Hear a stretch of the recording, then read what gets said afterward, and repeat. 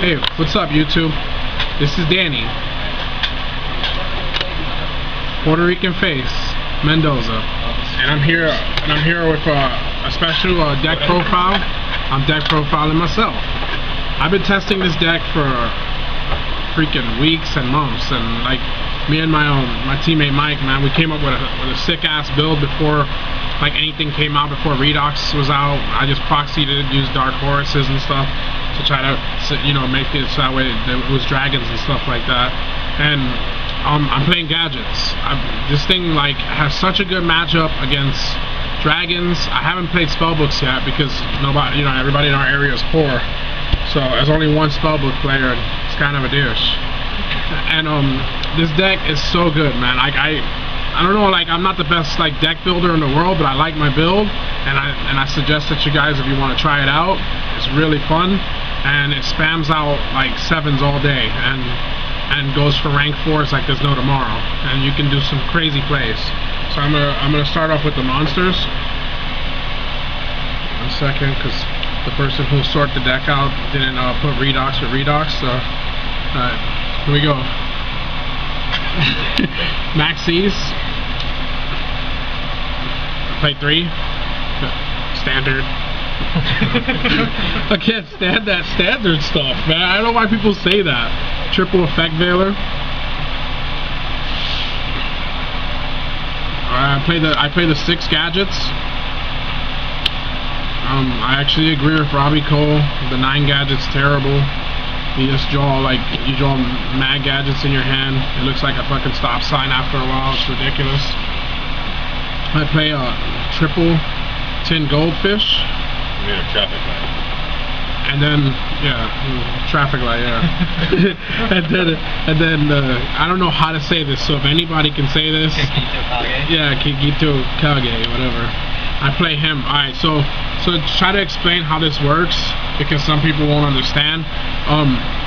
When you summon this and they Veiler it, then you can summon Kagetsu Kage, and then you go for Pharaoh Imp, and then you search for another Kagetsu Kage. If you don't know what Pharaoh Imp is, just in case, because some of you, it's a brand new card, it's Pharaoh Imp. It searches for 1 level 4 lower reptile and add it to your hand. It's any level. It's any level? Oh, it's any level. So basically, what it does, it's like Gigan X. It's like having another Gigan X. It just helps you plus. It helps you keep the engine going. And there's a lot of plays. You can also shock lock with this. You can do template, search your hand, and then you have to chain. I believe you have to chain off the normal summon. So you go the Kagetsu Kage, because this is a special summon.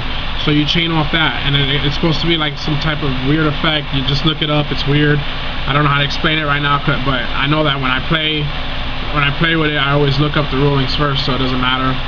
But that's how you go for the shock lock with that deck, and it's a 2-card shock lock. So it's just like the Wind-Up Magician and the Shark back in the days or whatever, just not as broken. Then I play Machina Gear Frames at 2. I almost want to do 1 because I learned something the other day, and I feel like a freaking complete idiot. So I did not know Gigan X also allows you to get machines from the graveyard. So this whole time I thought it was just the deck and that's it. So I like the fact that after he's already used, you can just get it back from the graveyard, normal summon it. So I went down to 2. I haven't play tested with 1 yet, so I don't know. Then I go down to 2 Fortress. Everybody else agrees, like in the game right now, that 2 Fortress is true, and I don't like drawing it, so that's that 1 Machina Cannon, because Machina Cannon just lets you pitch for the 7. 2 Redox. This is the reason why I play the gadgets. If he wasn't around, I wouldn't play it at all. You can pitch for Fortress, and then special summon him by removing 2, and make Big Eye or Draco Sack, and it just gives you a chance to fight back with the dragons. You can also pitch him and a gadget to special summon a gadget, and then add, and then normal summon, and then stack for a rank 4 like Gigan X or something. So it allows broken plays. And I use Diamond Dyer so much in this deck. I love this card. I know that people are like against it, but in this you have to, because you'll understand a little bit. I play Swift Scarecrow. You can search for Gigan X. You can get it back from the graveyard with Gigan X, and you can also Daigusto Phoenix it and just draw it again. So it gives you a chance to fight back against your opponent. Two of the baby Earth Dragons reacting. Tragodias. I added them recently. I wasn't playing them, but I am now because this deck, as you can see, it's getting to the point where you'll understand that there's no spells and traps. I only play 5 total.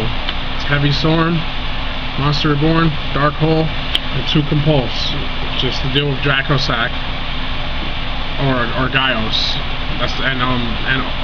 Orpheon you can kind of just get over it because you can just rank 4. That's why I like Heroes too, because Heroes does the same thing. It just ranks 4 and just attacks right over it.